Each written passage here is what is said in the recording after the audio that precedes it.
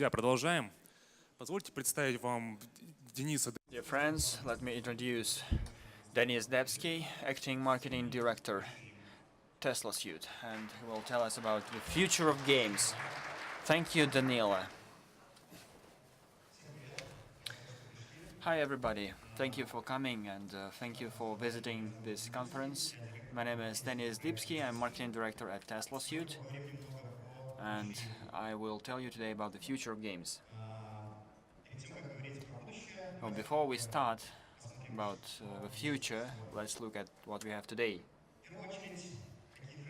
So what are the trends? Games are the most popular way of having your leisure time. Why is that?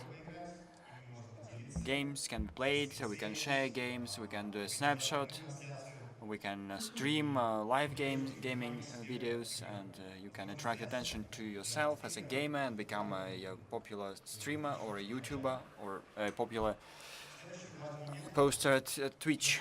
So the next point is that gaming companies are becoming global entertainment companies. That means that major companies are aware that they cannot just develop games but also monetize the content they are producing, give the opportunity to users to create this content and raise and attract more users so that the portfolio of their clients, of their customers, become bigger. The next point is that mobile gaming is prepared for a new innovation wave. First of all, it is more about current smartphone producers that are already embarking this new step to support AR, VR engines and also integrate curved display support and other features. There is another trend. The interest of China to the gaming industry is increasing every month. You know, the Tencent company, which which earned $10 billion of profit in mobile segment only. And we also see that multiplayers are becoming common. So before that, we had more single players or PvE, PvP games. Nowadays, the majority of games are multiplayer games or have this support. They are online MMOs.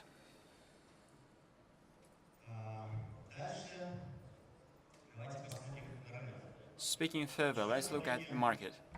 There are some key trends, some key areas in the market, which are esports, cybersport, mobile gaming, as well as consoles and personal computer or browser games. Let's look at each of the areas and talk some figures. Let's talk some figures, but we need these figures to understand the industry. So esport is growing 41% per year, $1.5 billion by 2020, which this will be the market size for that segment. Mobile is growing 14% a year, reaching 40% and reaching 40% of the industry by 2020. PC and browser games are diminishing their volume, and the same will happen to consoles. They will lose 4% in 2 years until 2020. Esport is growing 41%, and in 2016 the growth of the market and the size of the market was 500 million. In 2017 it will be 700 million and about 400 million of audience. For esports, the key events are international events, international cyber sport competitions, CS:GO, League of Legends, and other titles. The key content is offline content, which helps users watch streaming in big halls, and it can also be streamed to YouTube, to Twitch, and on other platforms. The periphery, meaning the devices we need a mouse, a personal computer, and a network to stream data. Mobile gaming. In mobile gaming, we have smartphones and tablets. The industry is also growing. There are key players in the market, which you know all of them very well. The content is diverse. There is multi-user content, PvP, PvE modes, and other content. Regarding periphery and needed devices, so to play these games you need a mobile phone, a tablet or a mobile console, as well as dedicated joysticks, including mobile consoles such as Nintendo Switch. Regarding consoles, the industry is shrinking a bit. The key players are Microsoft, Sony, and Nintendo. The content which is available is quite diverse and involves multiplayers, single players, special rigs, and VR. Connecting PlayStation VR is possible to VR Pro so that everything works properly. PC and browser games. The industry is also shrinking and will be shrinking by 2020. The key players in the market are Riot Games, Blizzard, and Valve. There are some other titles as well. The content is the same, basically, but the amount of this content is times higher. The periphery is also standard, and there is also a VR dimension, AR, VR, Oculus, Vive, PSVR, mobile headsets, for example, Gear VR and others.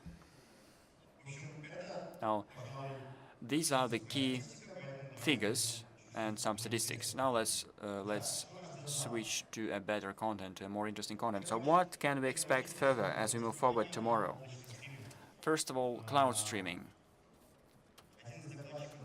One of the speakers, one of the previous speakers in a different hall was talking about the cloud streaming solution, and he told us that it was a hype topic actually, but actually it is just emerging. The key areas is game as a service. This segment is being formed at the moment, and the current situation, interestingly, is that to be able to play the cloud streaming, you need a client installed to your hardware or to your laptop, and this client requires a dedicated video card, GPU, and other hardware components which need to be suitable. Capacity is growing, hardware is growing, and the prices are going up as well. Some can say prices are not going up, but if we look at it from another side, they are really becoming higher. As for cloud streaming, a perfect option of using cloud streaming for gaming, so we need for that a server-based game, a server-based title which can be launched. All the processing, all the files processing is done in the cloud. It's been streamed down to a user device, and also has a very high bitrate with a minimum delay of 1 to 3 milliseconds. Naturally, such delay can be provided only through 5G. Let's look at what 5G networks are.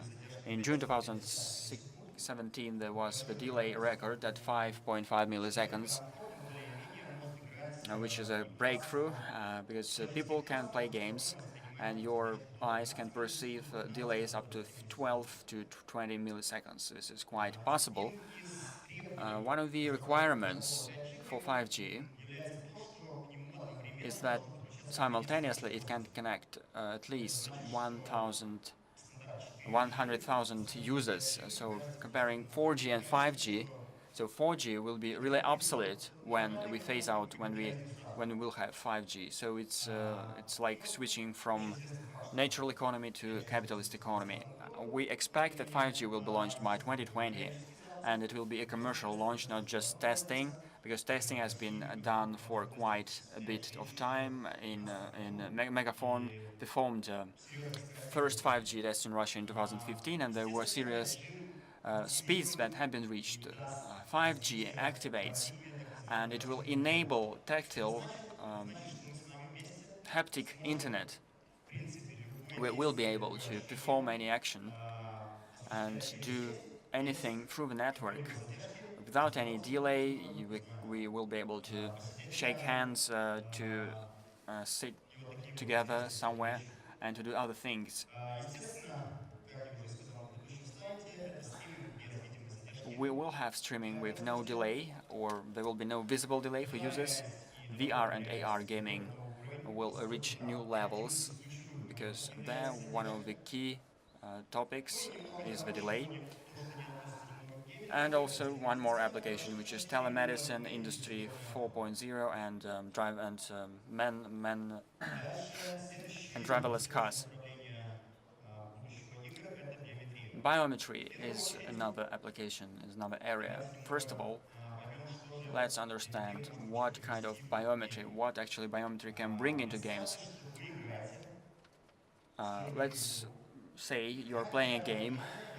It can be a linear game, or it can be an open world title,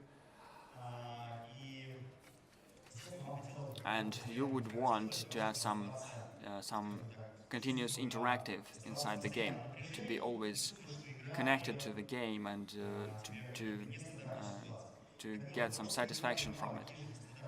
For the game to be able to understand what kind of unstandard, non-standard situations to offer users, you can use biometry for that. That means you can track indicators such as heartbeat. You can track his vision, his electric skin sensing activity, which is easily tracked. You can track his facial expression. You can track his electric encephalographic data to understand brain activity. And it's also possible to do further. So these are the key indicators you can track. By combining them, you can connect some other tools I will be talking a bit later, and you can automatically generate content that will help you to always be tense, to always be dynamic, and this experience can also be personalized, because the game will know what are your feelings in a particular situation, what's your concentration rate. It will know when you're afraid of something, etc. The next point is the emotion-aware gaming, which we call it, as we call it.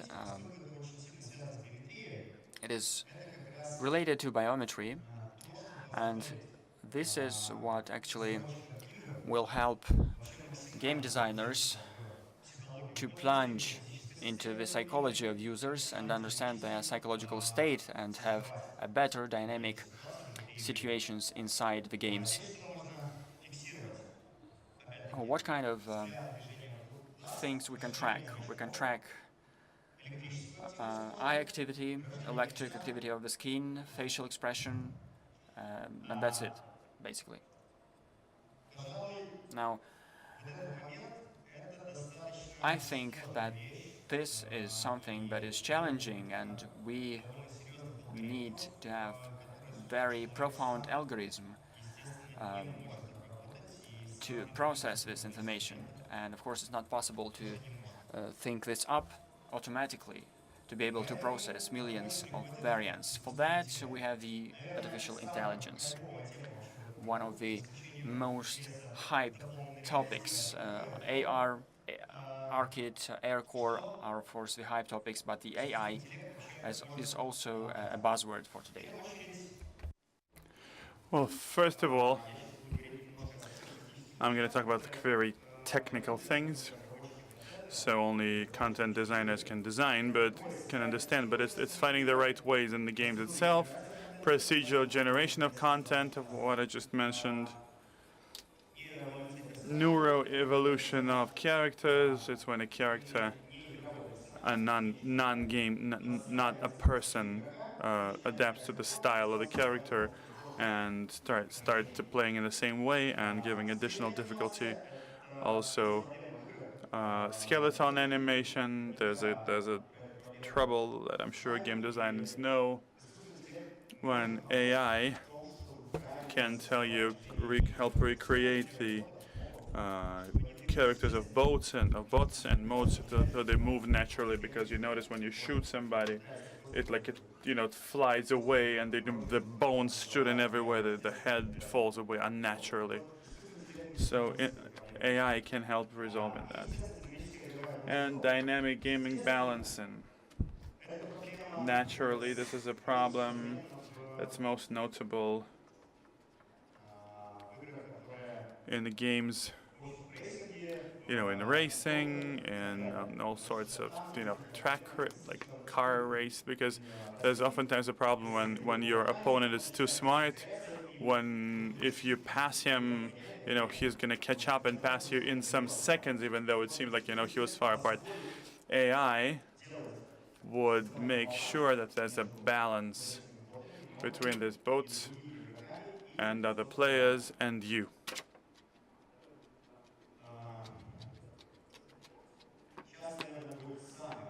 Now here comes the most hyped topic in 2016, even more than now. It's VR, AR, and MR as a mixed reality. So VR gives you a new level of immersion. Currently, where we stand.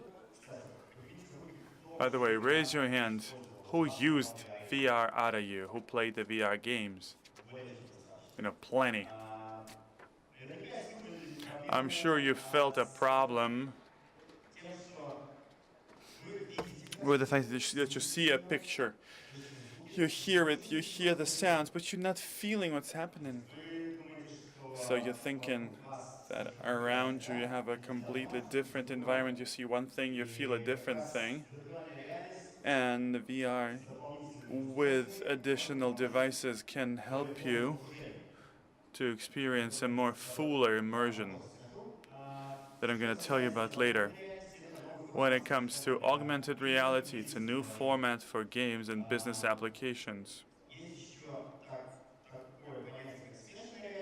There's also mixed reality, which is slightly more complicated. When headsets from different companies came to the market, when it's not just mixed reality, just regular VR, but if it's done in a classical form, like it's understood in the scientific publications and how developers understand it, it's a new format for entertainment and art and business.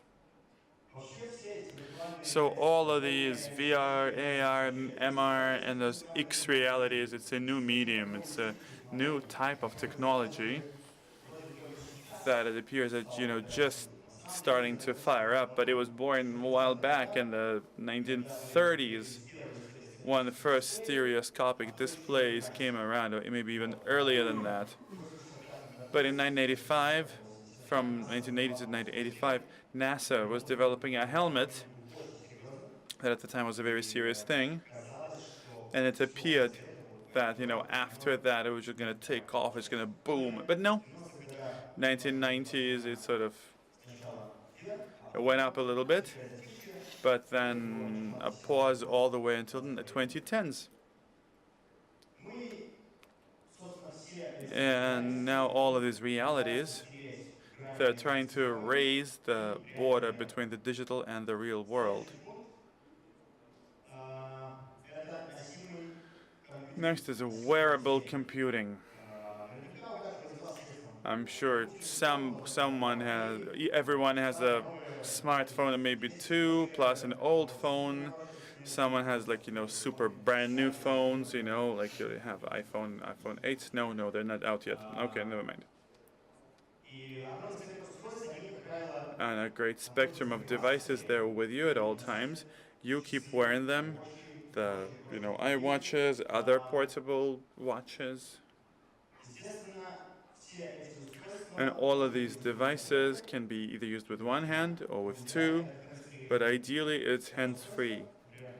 It's when a device, when Apple Watch send you a signal, and you pay attention, the proactive notification.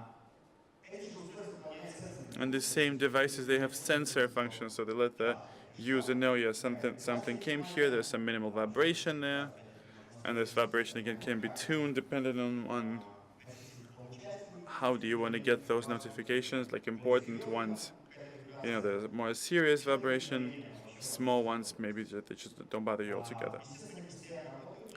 They work at all times, they're always accessible, always charged,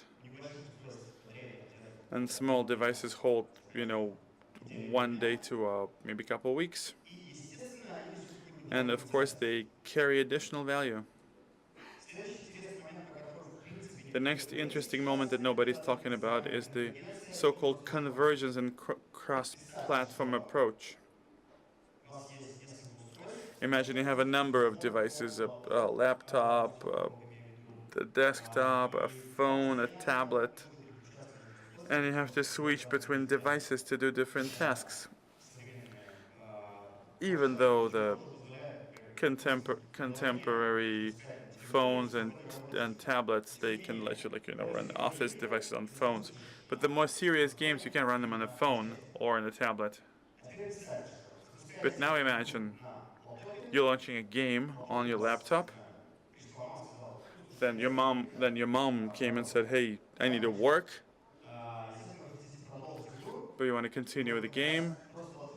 And then cross-platform approach here, the way we understand it, or the majority of developers understand it, is that you pause the game over there, go to another computer, and pick up where you last stopped, or on the phone, depending on how cloud streaming is going to develop and how strong and fast the chips are going to be. When talking about convergence, here it's another very interesting task. It's the merger of technologies. When digital and offline, they merge into one. Which means it's like you're a famous blogger, you stream gamers, you create content, you put it up on YouTube, they see you, they watch you, but then you realize it's not very interesting. I'm gonna go to the international and pay a lot of money, see how a couple teams are, cramming it at each other in Dota. So this process of this merger is the conversion. This is what the gaming industry is headed towards. And then one of the most interesting elements is tactile feedback in games. So what does it mean? If you're playing CSGO, if usually it flies into your head, but let's say it flies into your body, you can feel that. You can feel it in such a way that you soon are going to develop agility to become more maneuverable and click better. Tactile feedback involves one of the major human senses, touch. Provides you with a new level of immersion. So having felt everything that happens in the game, you're not gonna notice what's happening around you in the real world.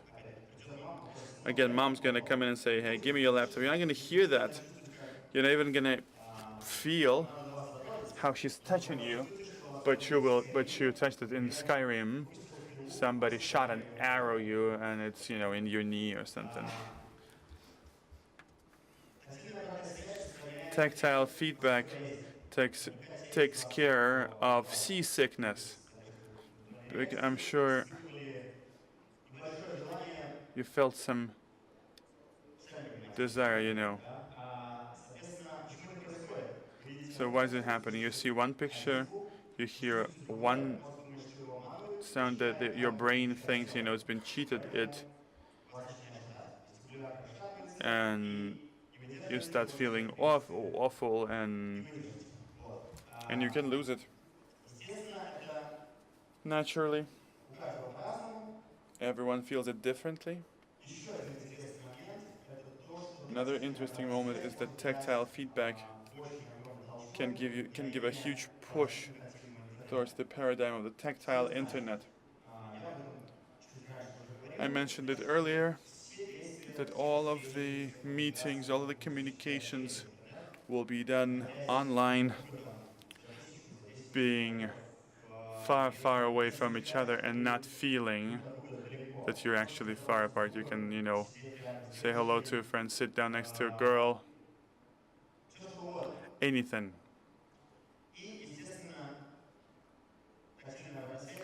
And of course, tactile feedback gives you puts in a new stack for wearable computing and for smart clothing.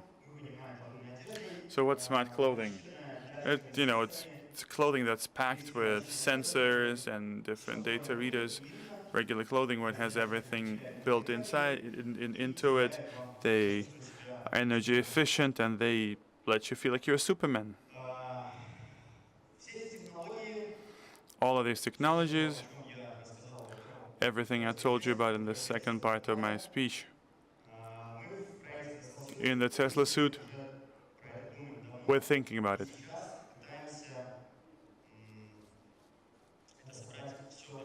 And now we're trying to put it together in one place. I brought Teslasuit, I brought it on me. I am wearing it right now. It's a suit with support of tactile feedback. It's smart clothing of sorts that works on the electrical stimulation. Currently, it's scientifically proven that the electrostimulation is the most practical and the most convenient way of emulating emotion in a gaming ambiance and transferring it to a human body. Here we also included motion capture system. You see there's modules here. They're responsible to track my movements, my arms, my body.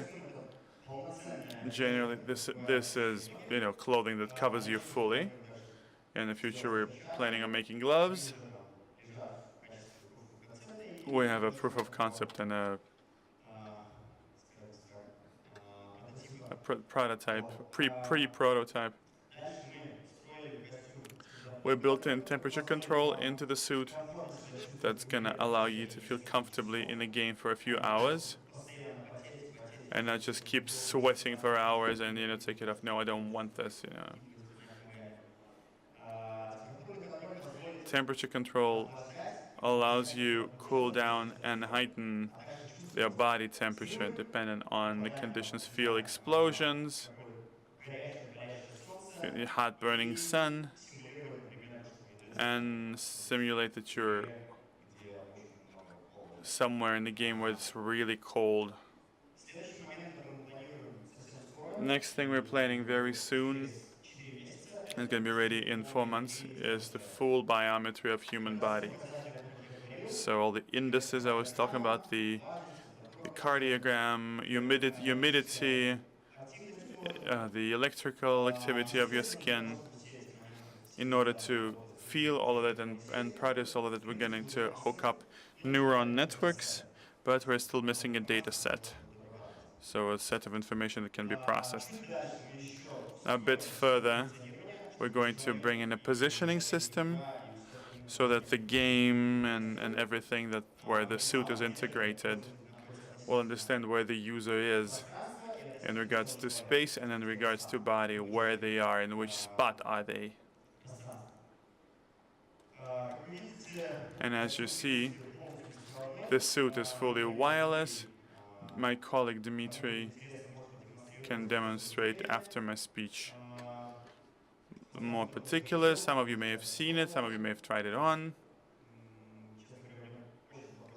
I can't really see from here, I have bad vision, but maybe there's people who already tested the suit fully. We're planning on hooking up to 5G networks and cloud streaming. So right now we're working on full force with the 5G University in Surrey, in Britain, and take part in the development of the protocol for streaming on virtual reality. In regards to cloud streaming, I can tell you that we've already communicated with some big companies that make hardware, they make servers, and they can find solutions to processing of big data and streaming that through 5G networks.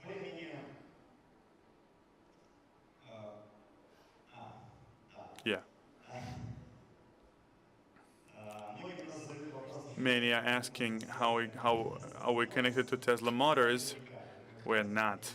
And I believe this illustrates the state of charging of Tesla Motors and ours.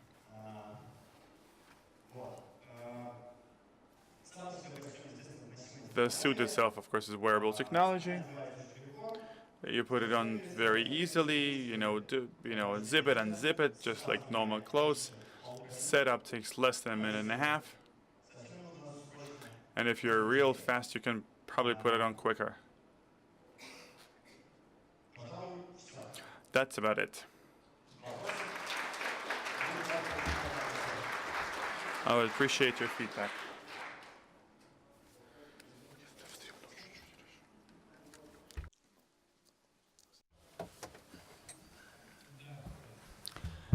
Hello, thank you for your presentation. I personally think that this entire story with virtual reality, Counter-Strike, if you don't run yourself, it's not the same. The feelings are not the same. So what is your view of the future to be plunged in this world so that you move? Because in a room you cannot just run in one corridor because you will hit the wall. It's a good question, and I often hear it. We've talked with treadmill producers who can help you walk in VR. It's a platform that holds your body, and there is a slab that holds your equipment. So the equipment itself is spheric, and you can walk inside. This solution is not quite practical. The second point of overcoming movement problem at VR is teleportation, but of course using one hand to teleport at Counter-Strike is not possible. We can create a big hangar with limited to physical spaces. You know the approximate size of a map. We can hang some optics. So depending on who will be the organizer, so the quality of optics will depend on that. The optics is tracking the gamer position, the player position, and there is very precise solutions for optics like OptiTrack. In principle, it will be possible to approach a person, and you will not have to go through the VR to approach this person. You will approach him in the real world, and there will be a collision, and it will lead to the effect of a physical approaching to a person. If he wants to hit you, to stab you with a knife, then it will happen. So the position will be tracked by the optics. So such an option, such a scenario is also possible. So this is actually the most suitable way to address this room scale problem. I do not see further variants. There is mobile room scale, for example, and some guys in Russia are already developing this solution,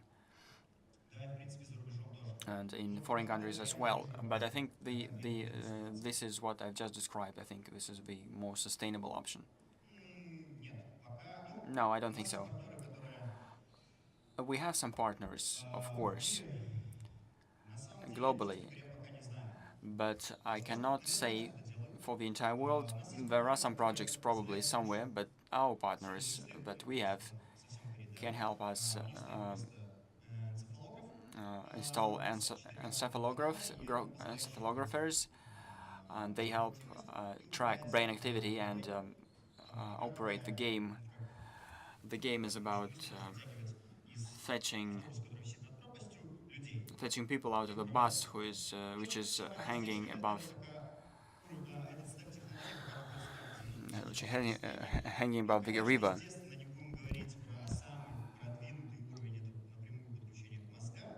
We can tell you more about the most profound level of connecting to the brain. It is also possible, but it's not the topic of our presentation. You have been talking a lot about collecting big biometric data. What about privacy in this regard? Well, privacy is an important topic, is an important issue, and of course, before we use and before humans start using these suits, it will need to be certified and tailored to international norms and standards. We will need to set up treaties and agreements, user agreements, which will enshrine some principles on using devices. These questions, these matters have been discussed for quite a bit of time. The privacy policy will be elaborated and it will be available to users. Users will have a chance to reject buying the device or will not have to buy this technology. If users understand they need biometry just for user experience, they will need to sign these agreements. My question was a bit different. I wanted to know if the user agreed to all your privacy terms. If there is a bad guy who wants to connect to your suit and track your indicators, he cannot actually. I can tell you why it's possible while you're telling that it's not possible. We can discuss it. Well, why not? I can track all the data which he needs, and they can be part of a malicious activity. There are technologies that can react to sweating, for example, or to current conducting elements of the skin. So these elements can give access to some other equipment needed by crooks. So using your suit, it will be possible. So the question basically is whether you have some safety mechanism, safety framework, so that to prevent such situations. For Face ID, Apple is not denying that Face ID is breakable, but the chance is 1 to million. What about your chances? Well, I'll tell you about the security system we have in our suits. First of all, we are working with the coolest white hacker. He's a top 3 white hacker. He has 4 bestsellers at Amazon. First of all, hardware security. At security hardware level, all elements that operate data are blocked. So you mentioned straight away to connect to the suit directly using the hardware, even if it has such an access.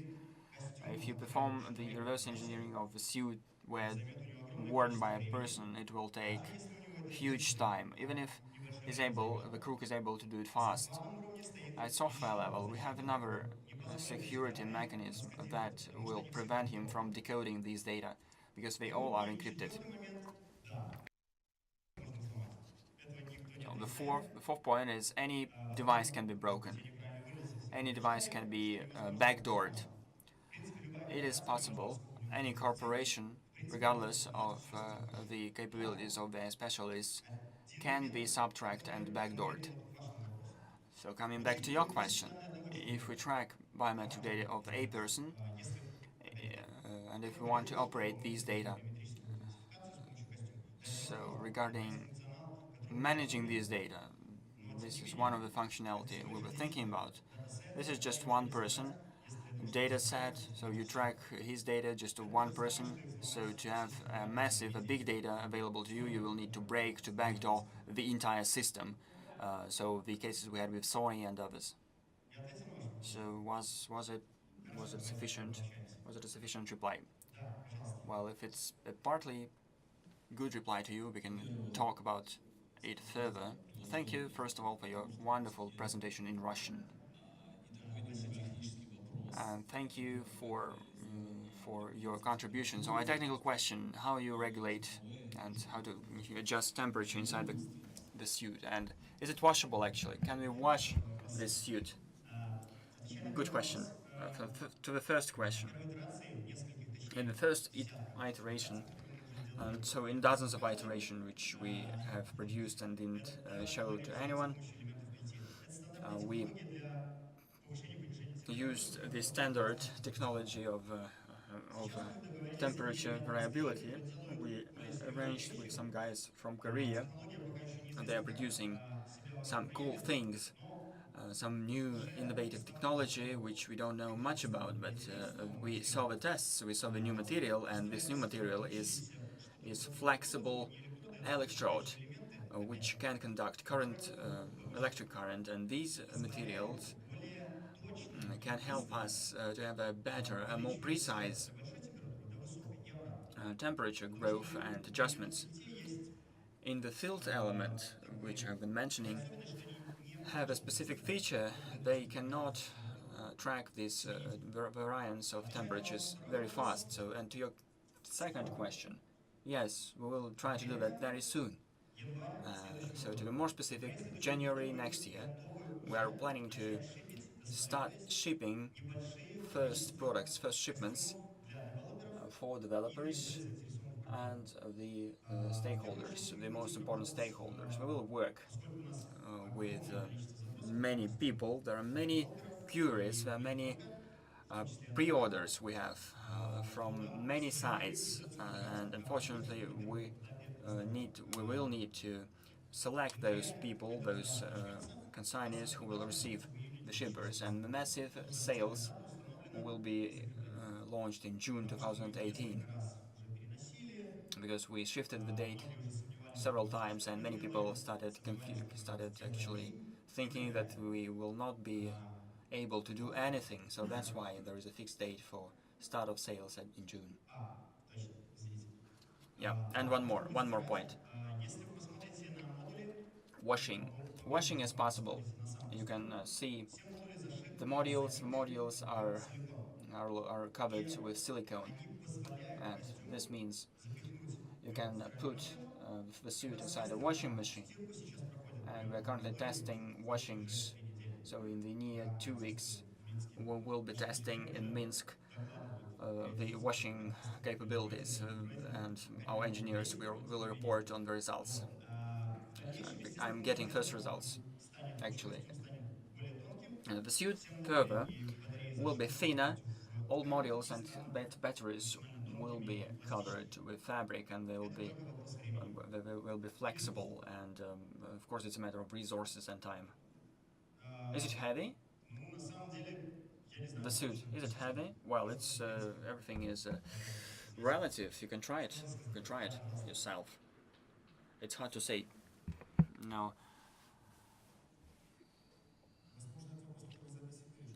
So my question probably will be removed from recording. The question is related to washing. So we know the popular song, the internet is a song. At GDC this year, and simultaneously with GDC, we had a presentation of dedicated software for virtual reality. So my question will be probably provocative. The question is about thinking of how to deal with this. We will not ask you on how you will be using this suit. It's your problem, so you can use it as you want. We will be prepared. We will be prepared to what you're saying.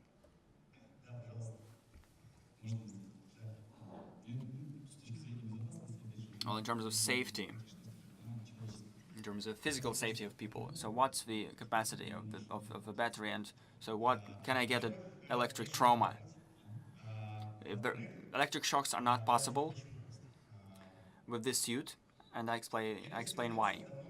Electric stimulation has been used in medicine for a very long time in different variants and options.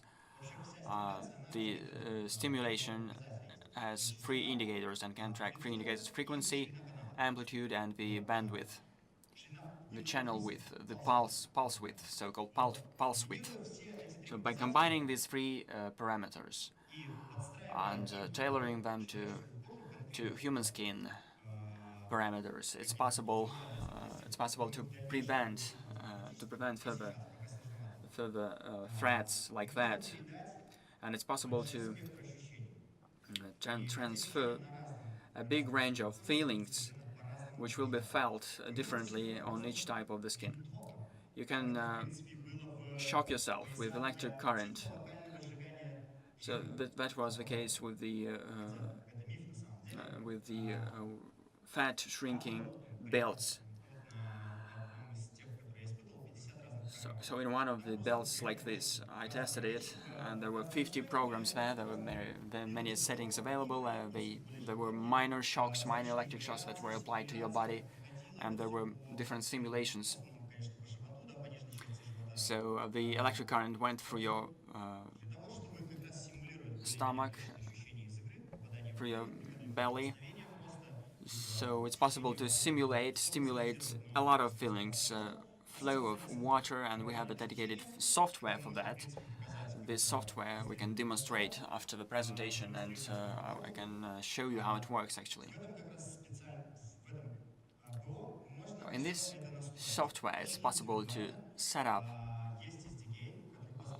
everything individually. There is SDK available. You can download Unity Engine, Unreal Engine, SDK, and you can turn on the settings you want and presets you want to track the activities and to connect the game. Regarding battery, the first prototype that we launched in 2015 and was a full-blown suit. So the battery back then could last 4 days of continuous gaming, which involved electric stimulation only. Nowadays, with mock-up and stimulation, so the battery can last, I think, 5,400 milliamperes, 8 hours per day, so 56 hours of gaming. So that's the current capacity of the battery which we can provide. On climate control, which is energy intensive, here we need to test. It consumes a lot of energy and it kills batteries, so the battery could last only for 1 day with the climate change, climate control. So smells at VR. It's one of the key feelings humans have, and to enhance virtual reality we need smell and taste. So there are a couple of devices, a real mask for example, which is probably available for sales. Probably you heard about Nostrils Rift, which is related to South Park and things like that. So we have these devices available in the market, and currently it's possible to use these devices, and our colleagues patented a device that can transmit feelings of smell and even taste.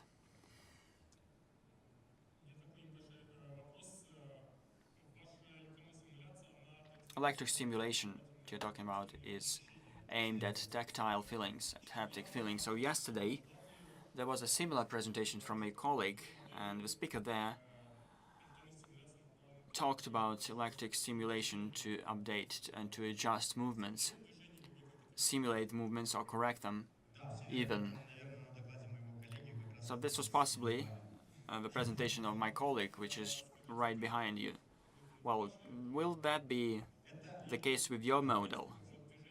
And for movement, If people are moving, muscles are active and they have inertia. So would that not lead to some symptoms, some unpleasant symptoms related to movement? It's an interesting question. Electric stimulation. With it is possible to work. There is surface electric stimulation, which is tense stimulation, and and electric muscular stimulation, which stimulates muscles. Tense stimulates skin surface. Using this technology, it's possible to imitate touch or soft touch, to be more precise. Regarding electric stimulation, it's possible to activate and trigger muscles to make them tough and to weaken them. So this is the same we have with these electric wide shrinking belts and also some suits that are available in sport clubs that can actually raise the efficiency of trainings by 30%. So that is the EMS technique used there. By having a signal sent to the muscle will react. And if you apply a continuous signal, muscle can be working continuously. And the same can be done to any muscles, bigger muscles, including leg muscles, for example. And reply to the second part of your question on application. It's possible to do further research, to perform further surveys and studies, and we've been cooperating with several universities in Singapore and Great Britain. These universities are dealing with electric stimulation of muscles, and one of these projects, one of these matters, actually is related to what was the second part of your question, whether it will affect health. If you're moving and if the game makes the decision to stop you, it is actually not quite possible capture movement, movement capture. It's possible for the game to understand whether you're moving or not. Haptic feedback is not going to activate in this case. So to simulate a muscle, so it has been tested scientifically by one of the German universities. There they told that using EMS is possible to simulate weight and mass. If the system understands you need to be stopped, it will stop you. It will actually affect your movement. It will the same as with simulating the backlash from a weapon, from a pistol. It's the last question. I think we have the time for the last question. Okay.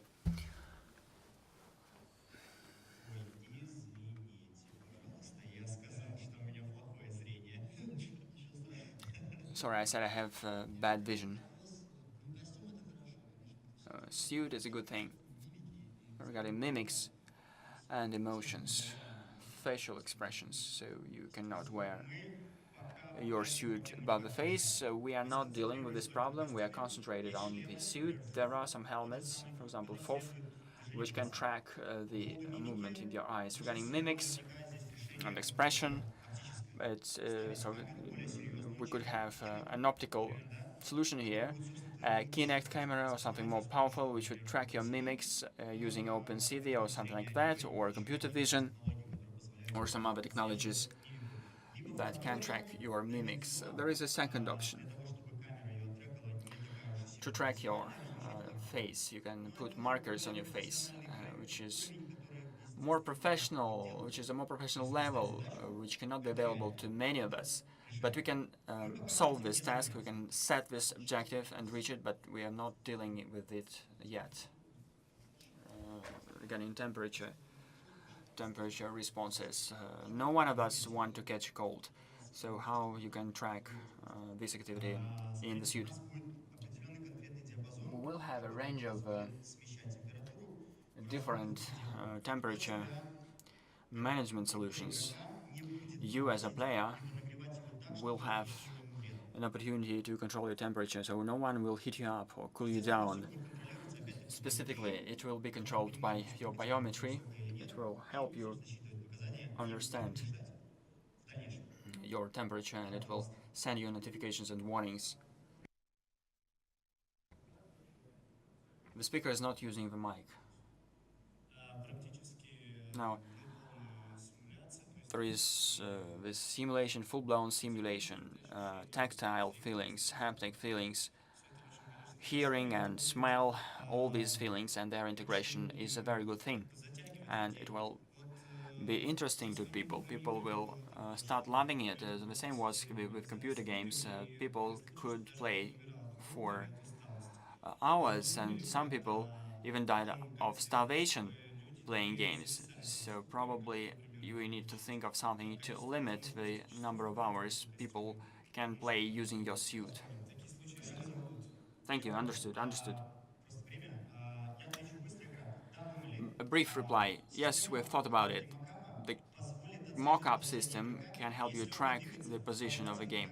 And if you're not moving, it's possible to send a haptic message to say to you that it's enough. Please go and have a walk in the street. Or it's probably a signal to call an ambulance. Thank you. Друзья, не стесняйтесь подходить к Денису. You can ask more questions to Denis if you want after the presentation.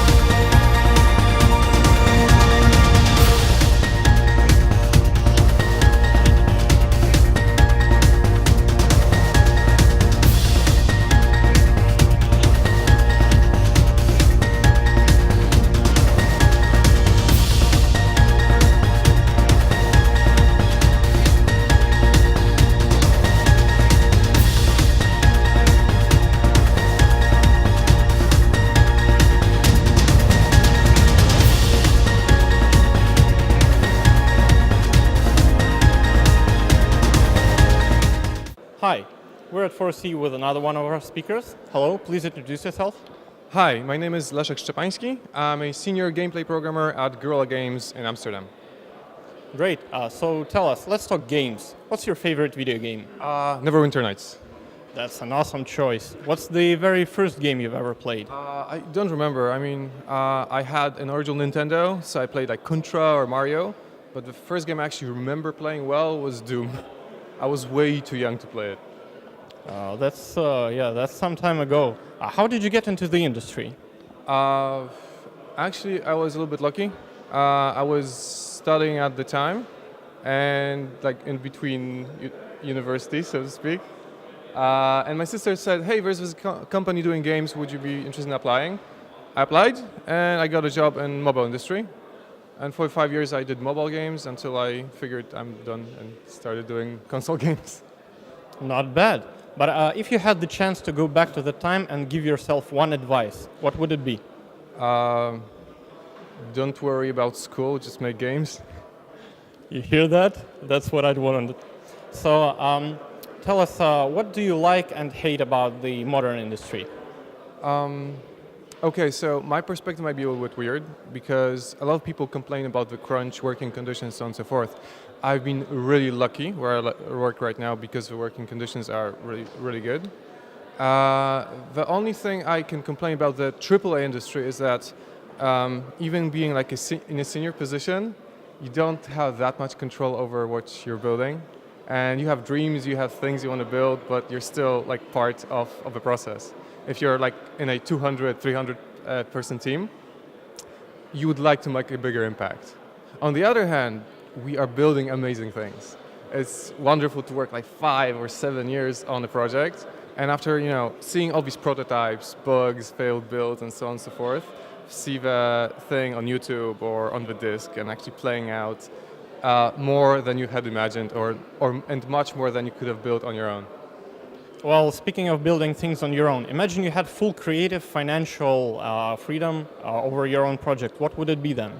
Oh, I'm a horrible nerd, so I would just create like an isometric role-playing game. So something like Fallout or Baldur's Gate. So something like that. I'm not sure about the setting, maybe something futuristic, but like a really hardcore isometric role-playing game. That would be something I would do on my own. Speaking of futuristic, where do you see the industry going in the future, like in 10 years' time? Maybe some breakthrough technology? Oh, I'm not really sure. I mean, we've been talking about the end of PC gaming, end of console gaming for years now, and it didn't happen.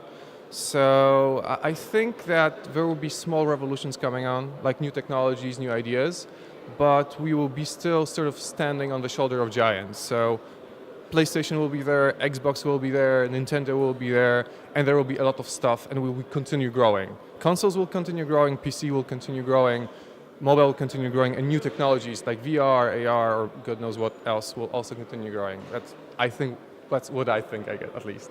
Is crossplay gonna become a thing, you think? Sorry? Is crossplay going to become a thing? Like between different consoles? Or Yes. I think so. I mean, there's only benefit to that, right? And it already happened before with different games. So I think it will happen, but it's not up to people like me to make it happen. Well, speaking about tech, we have VR, AR, and lots of amazing stuff. Do you think these new input methods will eventually replace conventional controllers or not? I definitely don't think they will replace. I think they will be their own thing in their own right. So people were talking about mobile replacing normal games, and that didn't happen. People were talking about mobile replacing even handhelds. And yes, the handheld market is so much smaller, but it's still there. I mean, how many people bought the Switch and walk around with a Switch, right? So I think VR and AR will be just another market. More people are coming into gaming and they want other ways to play. Yeah, definitely. We're trying to see into the future here at 4C. And what's your opinion on the conference so far? It's really nice. It's actually well organized. I'm surprised that organizers can manage all this herd of cats, like speakers and the guests and everyone, so it's going quite well. I haven't seen a lot of talks just yet, but I looked at the talk list. It seems pretty interesting. There's definitely some knowledge which I'll be able to take out of this, and I'm looking forward to that. Any particular speech you're maybe looking forward to? To be frank, I'm so freaking out about my own talk that I haven't figured out this specific one I want to see, but I made like a small list. I circled in our brochure, so I'll be looking into what I would really want to see. If you heard your own talk from the audience, what question would you like to ask yourself? Whoa, that's a difficult question. I'm not really sure. I'm kind of hoping that I'm giving all the information that I'm supposed to give. So I hope there won't be that many things unclear that will require more questions. I'll be talking a lot about component-based architecture, and maybe that would be useful to elaborate on that. Why Gorilla started with component-based architectures, why everybody's doing it pretty much. Maybe something like this. Well, hopefully you find the needed answers, and thank you very much. Thank Thank you very much.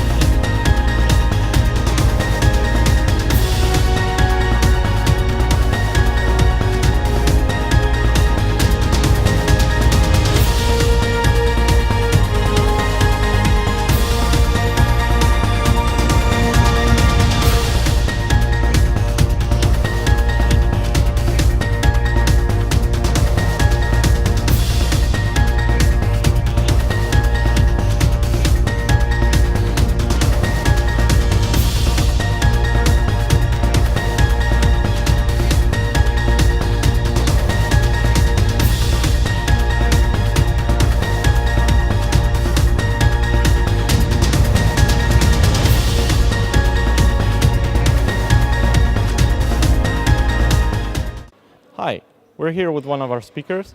Hello, please introduce yourself. Hello everyone, I'm Alex Babko, Head of Global Special Projects at Wargaming. So Alex, tell us, what have you got to show us? Well, today and these days at 4C, like the world's best game designers, game developers are sharing their experience with everyone here at 4C. And Wargaming also introduces our best practices here, and today we show to all the attendees the new augmented reality experience that Wargaming has recently built. So basically we've taken the Sturmtiger from World of Tanks to real life, so that more people around the world can experience it, can interact with it, and that's basically what happens behind our backs. So those guys with HoloLens and with the Google Tango device seeing the future, because they see the Sturmtiger here in the at the conference, but all people around them who don't take the devices, they basically can't see that, but those guys already see the future. Sounds amazing, but how does it work? Technically it's a Unity-based application, but available on the Microsoft HoloLens and on Google Tango device. But from the storytelling standpoint, it's part of Wargaming approach towards preserving history, so that we take the model from World of Tanks, which is really unique in real world, so only 2 Sturmtigers left in our world. But with help of augmented reality, we bring it to as many people as possible so that they can explore this masterpiece of engineering. So basically we can relive history with this device, don't we?